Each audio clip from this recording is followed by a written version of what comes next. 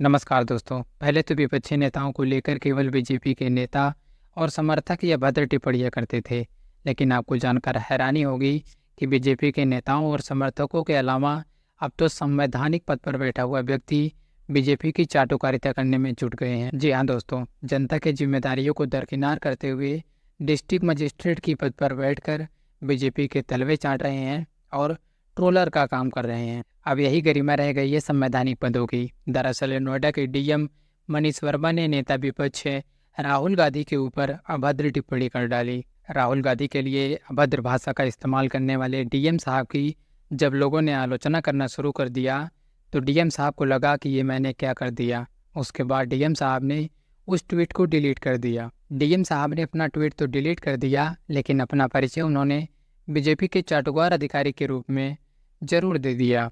दरअसल दोस्तों, कांग्रेस प्रवक्ता सुप्रिया श्रीनेत ने ट्विटर पर एक इतिहासकार से अपनी बातचीत का वीडियो पोस्ट किया, जिसमें उन्होंने कहा कि इतिहास बदला नहीं जाता, इतिहास रचा जाता है। नरेंद्र मोदी को इतिहास कैसे याद रखेगा या वो जानते हैं, इसलिए परेशान हैं। उसके बाद इसके जवाब में गौतम बुद्ध नगर के जिलाधिकारी मनीष वर्मा के आधिकारिक ट्विटर से पोस्ट करते हुए लिखा गया, अरे तुम अपने और अपने पप्पू के बारे में सोचो। डीएम मनीष वर्मा के द्वारा सुप्रिया श्रीनेत की वीडियो पर पोस्ट के बाद कांग्रेस के कई नेता ने उस ट्वीट की स्क्रीनशॉट को लेकर डीएम नोएडा पर आपत्तिजनक टिप्पणी का आरोप लगा दिया। खुद सुप्रिया श्रीनेत ने उस पर आपत्ति जाहिर करते हुए कहा कि यह डीएम नोएडा है, पूरे जिले की जिम्मेदारी है। देश के नेता विपक्ष राहुल गांधी के बारे में इनकी भाषा और इनका विचार जरूर देखे जाएं। साफ है प्रशासनिक अमले में संघियों की भरमार है और अब वो संवैधानिक पद पर बैठकर नफरत को बढ़ावा दे रहे हैं। सुप्रिया श्रीनेत के अलावा शिवसेना यूपीटी की नेता प्रियंका चतुर्वेदी ने भी डीएम साहब की इस हरकत पर सुप्रिया श्रीनेत के ट्वीट पर रिट्वीट करते हुए इसकी निंदा की है।